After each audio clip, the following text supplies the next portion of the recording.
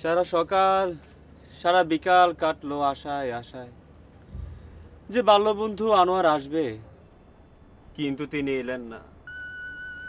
আর একটা রাত, এতদিনের পুরনো জমিদারির শেষ রাত, আমার ছেলে আর তার মাকে এখনো কথাটা খুলে বলতে পারিনি যে এটাই তাদের জমিদারির শেষ রাত। এখনো কি মনে আশা আছে? আর কিসের আশা? খোদার উপর খেয়াল করুন জমিদার সাহেব, এত বিলাপ করিয়া কি হইবে? তাই বিলাপ করে কি আর হবে? তাতে তো আর রাতের গায়ে আঁচড় পড়বে না। অন্যান্য রাতের মতো এই রাতও শেষ হয়ে যাবে। যাক যাক যাক, শেষ হয়ে যাক। কিন্তু হাসেম বাবা ফিরে না কেন? পীর সাহেব, আপনি আছেন আপনার খেয়ালে। এক বিবি গেলে আরেক বিবি খুঁজে পাবেন, কিন্তু আমার জমিদারি একবার গেলে আর দ্বিতীয়বার ফিরে পাওয়া যাবে না। বুকে আর এতটুকু সাহসও নাই ছেলে আর বউকে যে কথাটা খুলে বলবো, সেই সাহসটুকু পর্যন্ত পাচ্ছি না। খোদাই রিজিক দেনেওয়ালা জমিদার সাহেব, তবে খোদা কাউকে কখনো পুরোপুরি নিঃস্ব করেন না। কেউ কখনো একেবারে পুরোপুরি নিঃস্ব হয় না। ঠিক কথা বলেছেন পীর সাহেব, কেউ কখনো একেবারে নিঃস্ব হয় না, কেবল সবসময় বুঝে ওঠে না। বুঝি, তবুও যেন বুঝি না। সে কথা না বুঝিলেও আমার সমস্যা সম্বন্ধে আমাকে একটা খোঁটা দিয়ে কথা বলিতে কিন্তু আপনি ছাড়িলেন না। আমার সমস্যাটাও একটু বুঝিবার চেষ্টা করুন। আপনার মনে হইতে পারে যে যে বিবির সঙ্গে আমার চোখাচোখি পর্যন্ত হয় নাই, তাহাকে উদ্ধার করিবার জন্য কেন আমার এত প্রচেষ্টা? এক মুহূর্তের স্ত্রীর প্রতি যেমন দায়িত্ব, 10 বছরের স্ত্রীর প্রতিও সমান দায়িত্ব। তাহার সহিত একবার যেহেতু আমার শাদী হইয়াছে, কাজেই তাহার প্রতি আমার পুরোপুরি দায়িত্ব রহিয়াছে। জমিদার সাহেব, জমিদার সাহেব আবার বেহুশ হইয়া পড়িয়াছেন। বৃথা বকা। কিন্তু হাসেম বাবা ফিরে না কেন? ওই ঘরে গেলে সে একবার যেন জোঁকের মতো লাগিয়া থাকে। ও তো আকর্ষণ কিসের? হাসেম মিয়া, হাসেম মিয়া! পিসা আবার ডাকছেন। সারা দুপুর আর সারা বিকাল ধরে একবার এ কামরা একবার সে কামরা করছি, আর ভালো লাগে না। কত মতলবে না তিনি ঠাউরালেন, কত কথাই না বললেন, আর আমি যেন বার্তাবাহক। আমার সত্যি আর ভালো লাগছে না। আপনার এই গোলমাল ভালো না লাগলে আপনি আর কষ্ট করবেন না, আমি পীর সাহেবকে বলবো। না না, আমি কি সে ধরনের কথা বলেছি? তবে পীর সাহেবের মতো তো ধৈর্য আমার নেই। যখন আম্মা দরজা খুলে আপনার কথাটা পীর সাহেবকে বলে দিলেন, তখন ভাবলাম এখনই কিছু একটা হয়ে যাবে, কিন্তু পীর সাহেব সাবধান এলো, খাওয়া দাওয়া করলেন, তারপর একটু বিশ্রামও করলেন। এমন একটা ভাব যেন কোথাও কোনো দ্বন্দ্ব নেই, সবই ঠিকঠাক আছে। আসলে বেড়ালের ভাব, ইঁদুরকে থাবার নিচে পেয়ে বেড়ালের যে ভাব হয় ঠিক সেই ভাব। হাসেম, তারপর ধীরে সুস্থে প্রস্তাবনা শুরু হলো, এ কথা সে কথা। তার বিবির কাঁধে যে শয়তান চড়েছে সে শয়তানকে সে ঝেড়ে নামিয়ে দেবেন, কিন্তু সব কথাতেই তার বিবি কেবল না করেন। পীর সাহেব সব শোনেন আর মাথা নাড়েন, কিন্তু দেখে মনে হয় তার চোখটা যেন হিংস্র জন্তুর মতো দপ করে জ্বলে ওঠে। হাসেম, এখানে বসে এত বেতমেজি কথা শুনতে পারি না। পীর সাহেবকে নিয়ে এসব কি কথা বলিস? দিলে কি একটু ভয় ডর নাই? আছে আম্মা, ভয়ডর আছে, না হলে কি একটি মেয়ে এমন করে পালায়? আর আমি কি কেবল বার্তাবকের মতো এই কামরা সে কামরার মধ্যে ঘুরঘুর করি? তোর এত ঘুরঘুর করার তো কোনোই প্রয়োজন দেখি না। তাহেরা যা বলেছে তাই পীর সাহেবকে গিয়ে বল, শুনে তার যা খুশি তাই তিনি করবেন। বলবো আম্মা, বলবো, তবে সুখবর যখন নয় অত লাফিয়ে গিয়ে বলারই বা কি প্রয়োজন? প্রথমে আদর আবদার, মিষ্টি মিষ্টি কথা, তাতে কোনো ফল না হয় এখন উঠেছে পুলিশের কথা। তিনি সঙ্গে না গেলে পীর সাহেব পুলিশে খবর দিবেন, তার বাপজানকে খবর দিবেন, কিন্তু তার বিবি সব কথাতেই কেবল না করেন। বলছেন জুলুম করলে কোনো ফল হবে না, জুলুম করলে তিনি পানিতে ঝাঁপ দিয়ে পড়ে অথবা গলায় দড়ি দিয়ে আত্মহত্যা করবেন, কেউ নাকি ঠেকাতে পারবে না। ওই এক কথা, আত্মহত্যা করবে। মেয়েটার ঘাড়েই শুধু শয়তান বসে নাই, তার ভিতরেও শয়তান, আর সে শয়তান তোর ঘাড়েও যেন চেপেছে। কার ঘরে শয়তান চড়েছে কে জানে? এই বুড়ো বয়সে একটি মেয়ের পেছনে ছোটার নেশা কি এমনিতেই হয়? হাসেম, আমার সামনে এসব কি বেয়াদবি? আম্মা, একটা কথা বুঝে দেখবেন, পীর সাহেবের সঙ্গে যে তার বিয়ে, সে বিয়ে কেমন নামেই বিয়ে। তিনি কোনোভাবে হ্যাঁও বলেন নাই, কোনোভাবে মতও দেন নাই। তোর বাপের সঙ্গে যখন আমার বিয়ে হয়েছিল তখন আমিও কি আর হ্যাঁ বলেছিলাম? বিয়ের ব্যাপার কি আইন মোকদ্দমা নাকি?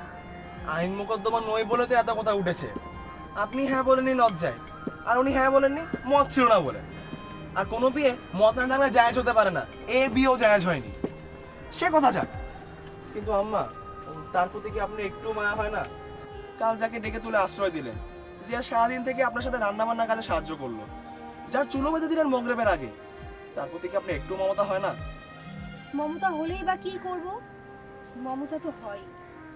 আমার মেয়ে নেই, ও যে সারাদিন আমার পাশে বসে টুকটাক কাজ করলো তা বেশ ভালোই লাগলো, কিন্তু তার কপাল খারাপ। আমরা কি করতে পারি? পীর সাহেব না এলেও অন্য কথা ছিল, তিনি পাশের ঘরেই আছেন। তিনি এ কথাও জানেন যে তার বিবি এখানেই আছে, তার উপর তিনি এও চাইছেন তার বিবি তার সঙ্গে যেন ফিরে যায়। তোকে বারবার বলছি, পীর সাহেবকে অসন্তুষ্ট করে তার বদদোয়া মাথায় নিতে আমি রাজি নই। তিনি পুলিশ ডাকুন বা তার বাপকে খবর দিন, তা তার মর্জি। হাসেম মিয়া, কোথায় গেলেন হাসেম মিয়া? পীর সাহেব তিনি ওই একই কথা বলছেন, বলছেন যে পুলিশে খবর দিলে বা তার বাপজানকে খবর দিলে তিনি নাকি পানিতে ঝাঁপ দিয়ে পড়ে আত্মহত্যা করবেন, কেউ নাকি ঠেকাতে পারবে না। আপনি ওই ঘরে গিয়ে এতক্ষণ কি করেন আমি বুঝি না। আপনি মধ্যের দরজাটা একটু খুলিয়া দিন, আমি তাহার সঙ্গে কথা বলিব। জি আচ্ছা।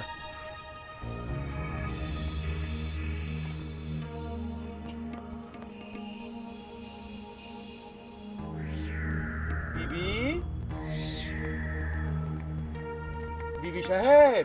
আমাকে বিবি সাহেব ডাকবেন না, বিয়েতে আমি মত দেইনি, আপনার সঙ্গে আমার বিয়ে হয়নি। আপনি মত না দিলেও আপনার বাপজান দিয়েছেন, তাছাড়া সাক্ষী সমেত কাবিননামা হইয়া গিয়েছে। এসব কথা এখন বলিলে চলিবে কেন? আমার কথা শুনুন। আমি আপনার কোনো কথা শুনতে চাই না। আমার বাপ জানার সৎমা আপনাকে খুশি করার জন্য আপনার সঙ্গে বিয়ে দিয়েছেন। আমি যেন কোরবানির বকরি। আপনি পুলিশে খবর দিতে পারেন, আপনি আমার বাপজানকে ডেকে পাঠাতে পারেন, আমার উপর জুলুম করতে পারেন, কিন্তু আমি আপনার সঙ্গে যাব না। আপনি আমাকে দেখেননি, আমিও আপনাকে দেখিনি, আর আপনাকে আমি দেখতেও চাই না। হকিকুল্লাহ, হকিকুল্লাহ, হকিকুল্লাহ, হকিকুল্লাহ, হকিকুল্লাহ। জি হুজুর। ওই ঘাটে পুলিশ আছে, যাও পুলিশ ডাকিয়া লই আসো। আমার মান সম্মান যায় যাক, তবু পুলিশ ডাকিয়া লই আসো। এই ডেকে আনি। পীর সাহেব, পুলিশ দেখতে পাঠিয়ে ভুল করলেন পীর সাহেব। আইবে হাসেম, হাসেম গেল গেল মেয়েটা। আপনি কি করছেন? আমি আর তাকে ধরতে পারছি না। হাসিম বাবা, আপনি তাহার হাত ছাড়িয়ে দিন, আমার বিবির গায়ে হাত দিবেন না। হাত না দিলে তাকে বাঁচাতো কে? খোদা খোদা, আমার মাথা ঘুরছে। ওকে আবার উকি মারছে। কি হচ্ছে এই বজরায়? উনি কোথায় গেলেন? আমি হকিকুল্লাহ, হুজুরের লোক। হকিকুল্লাহ, হকিকুল্লাহ, তুমি যাও নাই পুলিশ ডাকিতে? জিব্রাইলের মতো আমার কাঁধের মধ্যে দাঁড়াইয়ে দাঁড়াইয়ে এখানে কি করিতেছো? না না, এ কি হইল? কেহ কোনো কথা শুনিতেছে না। ছোট মুখে বড় কথা, আমি একটু ভাবছিলাম হুজুর। ভাবিতেছিলে? তুমিও ভাবিতেছিলে?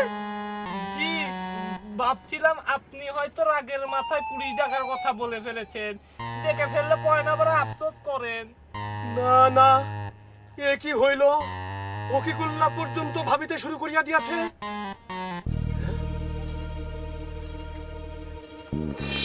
যাক, ভালোই করিয়াছ। ইয়া পুলিশের ব্যাপার নহে। পুলিশ কি বা করিতে পারে? এই মাথাটা একটু গরম হইয়া উঠিয়াছে। একটু হাওয়া করো, হাওয়া করো।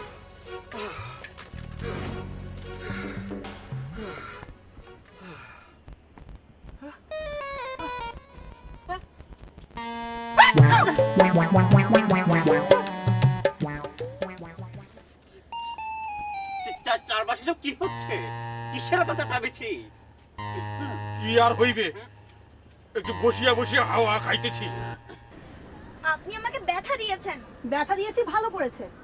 ও না এসে তোমাকে ধরলে কে বাঁচাতো তোমাকে? মেয়ে আবার পানিতে ঝাঁপ দিতে চায়। সাবাস মেয়ে। আমাকে বাঁচানোর জন্য আপনাদের এত মাথা ব্যথা কেন? চোখের সামনে মরতে দেখবো নাকি দাঁড়িয়ে দাঁড়িয়ে? ও, বুঝেছি। আপনারা কোরবানির গোশত খেতে পারেন, কিন্তু গরু জবাই চেয়ে দেখতে পারেন। আপনারা ভেবেছেন আমি সত্যি সত্যি পানিতে ঝাঁপ দিতাম?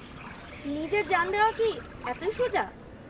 আপনাদের বুদ্ধিই নাই। খোদা খোদা, এবার মেয়েটির মুখে অন্য কথা শুনি। বলে কি না আমাদের বুদ্ধি নাই? আম্মা, আপনি বুঝতে পারছেন না, তিনি এখন আমাদের রাগাতে চান। আপনাদের রাগিয়ে আমার লাভ কি? আপনারা ছেড়ে দিলে আমি যাব কোথায়?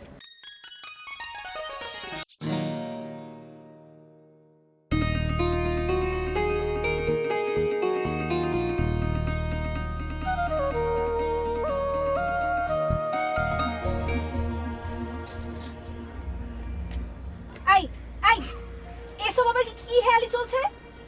হাসেম, তুই এখানে এত ঘুরঘুর করিস না তো। বাপের খোঁজ খবর নেওয়া নাই, এ ঘরে জোকের মতো লেগে আছে। গিয়ে দেখ তার কি হয়েছে। বজরায় এত হুলুস্থুল, তবু তার কোনো সারা শব্দ নাই। আম্মা, আমি যাচ্ছি, কিন্তু আগে একটা কথা শোনেন। পীর সাহেব পাশের ঘরে চুপচাপ বসে, তিনি এখনো ইবাদত করতে বসেননি। তিনি নতুন ফন্দি কৌশল ভাবতে বসেছেন। নিজের বিবিকে কিভাবে বসে আনবেন তা নিয়ে চিন্তা করলে ফন্দি কৌশল আটা হয় বুঝি। কিন্তু আমি দেখব যাতে তার কোনো ফন্দি কৌশল না ঘাটে। কারণ ওর যদি মত থাকে, তবে আমি তাকে বিয়ে করব। কথাটা আপনার সামনেই বললাম। কি? বিয়ে?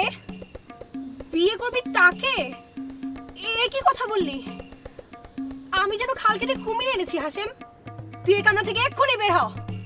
এক পীর সাহেবের বিবি, তাকে নাকি আমার ছেলে বিয়ে করবে? তাছাড়া কি মেয়ে, যে মেয়ে ঘর বাড়ি ছেড়ে আত্মীয় স্বজন ছেড়ে পালাতে পারে, সে কি করে ভালো মেয়ে? যা যা, এই কান্না থেকে যা হাসেম। আম্মা, আপনি বলছেন তিনি পীর সাহেবের বউ, কিন্তু দুজন সাক্ষীর সামনে একটি কাগজে কি লেখা রয়েছে তার কোনো দামই নাই। সামনে থাকলে আমি এখনই সেটা কুটি কুটি করে ছিঁড়ে ফেলতাম। আম্মা, আমি পীর সাহেবকে গিয়ে বলছি, আমার আর কোনো ভয় ডর নেই, আর আমি কাউকে ভয়ও করি না। আমার তাতে মত থাকবে সে কথা আপনাকে কে বলল? তাই তবে আমি আপনাকে সে কথা বলি নাই। না বললেও আপনি তাই ধরে নিয়েছেন। আমার ছেলে তোমাকে বিয়ে করতে চাইলে তুমি তাতে মত দেবে না? সে কথা আমি বলি নাই। তবে একজন ঝোঁকের মাথায় কেবল বিপদ থেকে উদ্ধার করার জন্যই যদি কাউকে বিয়ে করতে চায়, তবে সে এত সহজে মত দেবে কেন? ঝোঁক কেটে গেলে আপনার ছেলের মত হতে পারে তিনি ভুল করছেন। আমাদের মধ্যে আমার ছেলেটাই তোমার জন্য এত করলো, আর তুমি তার কথায় মত দেবে না? হঠাৎ যেন আপনি চাইছেন যে আপনার ছেলের কথায় আমি মত দিই? না না, সে কথা নয়।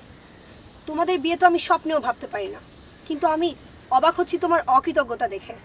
সেজন্যই কথাটা বলেছি। আম্মা, আপনি বুঝতে পারছেন না, আমি তাকে ঝুঁকে মাথায় বিয়ে করতে পারি, এগুলো তো সত্য হতে পারে। তবে সেটি সত্য কি মিথ্যা সেটা জানতে হলে সময় নেবে। কিন্তু আপনাকে কি আমি এইটুকু সাহায্য করতে পারি না? দেখুন, আমাকে অকৃতজ্ঞ ভাববেন না। আপনারা সকলেই আমাকে সাহায্য করেছেন বলেই তো আমি মনে সাহস পাচ্ছি। আপনার আম্মা থেকে থেকে আমাকে কথা শোনাচ্ছেন বটে, কিন্তু তিনিও আমাকে সাহায্য করেছেন।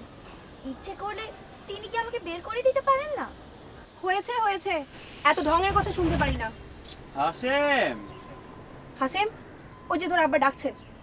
আমরা সবাই যেন তার কথা ভুলেই গেছি। যা হাসেম, আর তোকে বলে রাখছি, ওসব সাহায্যের কথা আমি বুঝি না। বিয়ের কথা তো দূরে থাক, আর এ ঘরেও তোর কোনোই প্রয়োজন নেই। পীর সাহেবকে যা বলার আমিই বলবো। আম্মা, আমার কথাটা খেলো হবে নেবেন না, আমি মন থেকে কথাটা বলছি। যান আপনি পাশের ঘরে, দেখে আসুন আপনার আব্বা কেন ডাকছেন। যাচ্ছি যাচ্ছি, আপনার কথা শুনেই যাচ্ছি। এখন তোমার কথাই বোধহয় সে শুনবে। আব্বা, আমাকে ডাকছিলেন? হ্যাঁ বাবা, তোমাকে ডেকেছিলাম। আর একটা রাত কথাটা ঢেকে রেখেই বা লাভ কি? আব্বা, কি বলবেন আপনি? কি কথা ঢেকে রেখে লাভ নেই। অস্থির হয়ে না বাবা, অস্থির হয়ে লাভ নাই। আমার মনে আর কোনো ভয় নাই, কোনো আতঙ্ক নাই, শুধু একটু ক্লান্ত বোধ করছি। না, আর কথাটা ঢেকে রেখে লাভ নাই। বাবা, আমি তোমাদের কাছে একটি মিথ্যে কথা বলেছিলাম। বলেছি আমার শরীর অসুস্থ, দাওয়াই করার জন্য শহরে এসেছি। সে কথা সত্যি নয়। এসেছিলাম জমিদারি রক্ষা করতে। কালী নিলামে উঠবে। কাল জমিদারি নিলামে উঠবে? শহরে টাকা জোগাড় করতে এসেছিলাম, জোগাড় হলো না। মধ্যে কেবলমাত্র একটি রাত, তারপর বুদবুদের মতো জমিদারি শূন্যে মিলে যাবে। শূন্যে মিলে যাবে।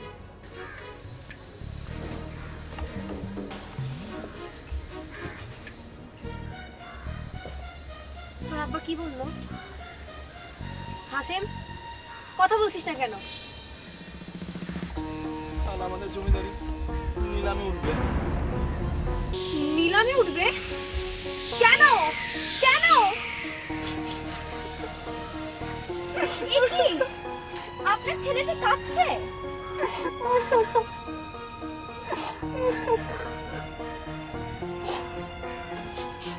আমি কি আর জমিদারি যাচ্ছে বলে কাচ্ছি নাকি? কান্না এলো আব্বার কথা ভেবে। তার চোখে পানি নাই বটে, কিন্তু দুঃখে বুক নিশ্চয়ই ফেটে যাচ্ছে। আমি আমার ছেলেকে ছাপাখানা কেনার পয়সা দিতে পারবো না।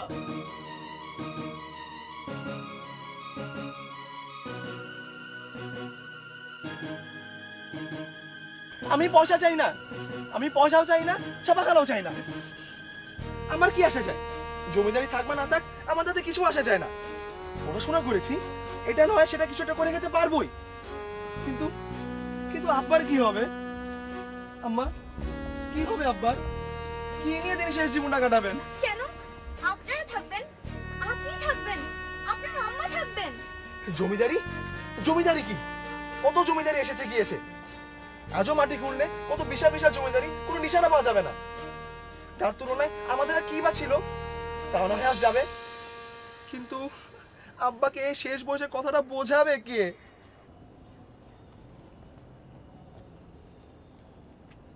বিবি, বহুত হইয়াছে, আর ফেকরা তুলিবেন না।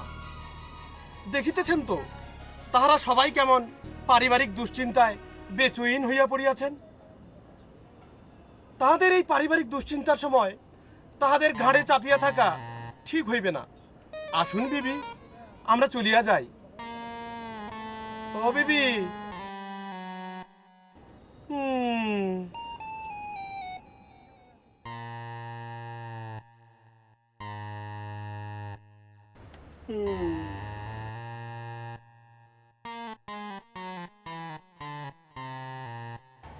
ফকিকুল্লাহ, ব্যাপারটা আমার কাছে ভালো ঠেকিতেছে না।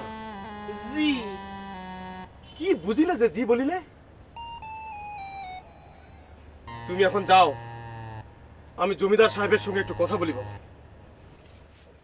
জমিদার সাহেব, জমিদার সাহেব। আমাকে ডাকছেন পীর সাহেব?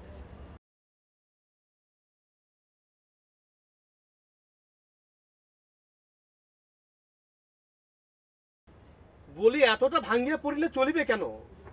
খোদার সেফাতের উপরে আস্থা রাখুন। আস্থা রাখছি পীর সাহেব, আস্থা রাখছি। খোদার সিফাত যেমন অসাধারণ তেমনি অসংখ্য। তাহার জন্য ইবাদত করিতে হয় না, তাহার সিফাতের উপরে আস্থা রাখিবেন। সব আস্থাই আছে পীর সাহেব, সব আস্থাই আছে, কিন্তু এই যে রাতটি কমে কমে গভীরতর হচ্ছে আর তার মুহূর্তগুলো একটার পর একটা নিঃশব্দে এগিয়ে যাচ্ছে, এই রাতটিকে তো আর কেউ ঠেকাতে পারবে না। পারবে কি পীর সাহেব? খোদা কি না পারেন জমিদার সাহেব। জমিদার সাহেব, কথাটা এখন কেমন ঠাট্টার মতো শোনায়। জমিদারি নাই, তবুও জমিদার সাহেব। আমি তাহা মনে করি না। জমিদার সাহেবকে জমিদার সাহেব ডাকিব না তো কি ডাকিব? তা আপনার মেহেরবানি পীর সাহেব। মেহেরবানি নয়, মেহেরবানি নয়, খাঁটি কথা। কারণ আপনার জমিদারি যাইবে না। আপনার কথা ঠিক বুঝলাম না পীর সাহেব। ঠিক ঠিক, আপনার জমিদারি যাইবে না। পীর সাহেব, আমার মাথার অবস্থা এখন ঠিক নাই। আপনি কি বলছেন যে আমার জমিদারি যাবে না? হুম? হ্যাঁ, আমি যথার্থই বলিয়াছি যে আপনার জমিদারি যাইবে না। সে কি করে সম্ভব পীর সাহেব? সম্ভব, সম্ভব। দেখুন, আপনি শহরে আসিয়াছিলেন টাকা কর্য করিতে, কিন্তু আপনার মনস্কামনা পূর্ণ হয় নাই, আপনার চেষ্টা সফল হয় নাই। আপনার জমিদারি যাওয়াটা না যাওয়াটা কেবল টাকার উপরই তো নির্ভর করিতেছে, আর সেই টাকা আমি আপনাকে কর্য দিব। পীর সাহেব, অধীর হইবেন না। পহেলা আমার কথা শুনুন। হঠাৎ খেয়াল হইল আপনি যেমন আপনার দুঃখে মুশড়াইয়া পড়িয়া বাহ্যিক সবকিছুর প্রতি অন্ধ হইয়া মানসিক যাতনা ভোগ করিতেছেন, তখন পাশে বসিয়া আমিও সমস্যায় লিপ্ত। তখন আমি ভাবিতে ভাবিলাম দুঃখের কারণ যদি এক না হয়, তবে গভীর দুঃখগ্রস্ত দুটি লোকের মতো অপরিচিত আর কেহ নাই। জমিদারি হইল আপনার মূল কাটিয়া ফেলিলে বৃক্ষ দাঁড়াইতে পারে না। সব বুঝিয়া এবং আপনার পাশে বসিয়া থাকা সত্ত্বেও আপনার দুঃখ আমার মনে কোনো প্রকার দাগ কাটিতেছে না। উহার কারণ আমিও সমস্যা জর্জরিত। বৃদ্ধ বয়সে বিবাহ করিয়াছি। বিবির সঙ্গে দেখা হইবার পূর্বেই তিনি পালাইয়া গেলেন। আমি তাহাকে খুঁজিতে বাহির হইলাম। ভাগ্যের কি খেলা আর খোদার কি মর্জি, তাহাকেই বজরাতেই পাইলাম। কিন্তু সমস্যা গুরুতর। আমি তাহাকে টলাইতে পারি না। তিনি আমার হাত হইতে নিস্তার পাইবার জন্য পানিতে ঝাঁপ দিয়ে আত্মহত্যা পর্যন্ত করিতে প্রস্তুত। অবশ্য জোর জুলুম করা যায়, জোর জুলুম করিয়া পাগলা হাতিকেও বশ করা যায়, কিন্তু মানুষ তো আর জন্তু নয়। আমার কথা বুঝিতেছেন তো জমিদার সাহেব? শুনছি পীর সাহেব, মন দিয়ে শুনছি, আপনি বলুন। যাহা বলিতেছিলাম, স্নেহ বিবর্জিত আমার স্ত্রী পিতার ঘরে কখনো স্নেহ মমতা পান নাই। দায়িত্বের খাতিরে তাহার পিতা তাহাকে ভরণ পোষণ দিয়াছেন বটে, কিন্তু কোনো স্নেহ মমতা দেন নাই। কাজেই আমার বিবি যেখানেই একটু স্নেহ মমতা পাইবেন, সেখানেই তার সমস্ত কৃতজ্ঞতা উতলাইয়া উঠিবে। এই কৃতজ্ঞতার তেজ নেশার মতো, ইহার ঘরে মানুষ অনেক কিছুই করিতে পারে। মেহেরবানি করে আরো কিছু খুলে বলুন পীর সাহেব। আসল কথা বলিবার আগে আরেকটা কথা বলিয়া লই। আপনি ভাবিতে পারেন আমি পীর মানুষ, অত টাকা কোথায় পাইব যাহা দ্বারা আপনার জমিদারি উদ্ধার হইতে পারে। কিন্তু খোদা আমাকে যথেষ্ট অর্থ দিয়াছেন, তাহাই আমি বিলাইয়া দিতে পারি। কিন্তু সবকিছু বিলাইলে আর ইবাদত হয় না। শূন্যতার মধ্যে শূন্যতাই সম্ভব, সেখানে আত্মার মুক্তি হয় না। পালাইয়া যাওয়া কাপুরুষের লক্ষণ। পালাইয়া যাওয়া অতি সহজ, কিন্তু এক্ষেত্রে পালাইয়া গিয়া তিনি অতিশয় বীরত্বের পরিচয় দিয়াছেন। সহজেই কাজটা যে কখনো করিতে পারে না। তাই আমি তাহাকে কি করিয়া ফেলিয়া যাই? একবার যদি আমি তাহাকে কোনো প্রকার স্নেহ মমতা দ্বারা বশ করিতে পারি, তবে তিনি আর পালাইতে চাইবেন না। এইবার আমার প্রস্তাবিত কথা আপনাকে বলি, শুনিতেছেন জমিদার সাহেব? বলুন আপনি। আপনাকে বলিয়াছি টাকা আমি আপনাকে কর্জ দিব। এই শহরেই আমার জনা তিনেক ধনী মুরিদ আছেন, তাহাদের কাছে চাইলেই আমি টাকা পাইব। সেই টাকা দিয়ে আপনি আপনার জমিদারি বাঁচাইতে পারিবেন, উহা আর নিলামে উঠিবে না। তবে একটা শর্তে আমি আপনাকে টাকা কর্জ দিব, তাহেরা বিবিকে আমার সঙ্গে ফিরিয়া যাইতে হইবে। এই করতে যে তাহেরা বিবিকে আপনার সঙ্গে ফিরে যেতে হবে? জি, আপনাকে আমি এই শর্তে টাকা কর্জ দিব যে আমার বিবি আমার সঙ্গে ফিরিয়া যাইবেন। পীর সাহেব, আমাকে মাফ করবেন, কিন্তু আজ জন্য আমি কিছুই বুঝে উঠতে পারছি না। আমার জমিদারি থাকা না থাকার সঙ্গে তার যাওয়া না যাওয়ার কি সম্পর্ক? বেয়াদবি মাফ করিবেন, ভীষণ বিপদে পড়িয়া আপনার মস্তক ঘোলাটে হইয়া উঠিয়াছে, তাই বুঝিতে সময় নিতেছে। যান, ওই ঘরে গিয়া বিশেষ করিয়া আমার বিবিকে কথাটা বুঝাইয়া বলুন। রফিকুল্লাহ, পিঠটা একটু টিপিয়া দাও। যান জমিদার সাহেব, যান, বেশি সময় নাই, কথাটা আমার বিবিকে বুঝাইয়া বলুন। জি পীর সাহেব। ইস, এ, হা, হু।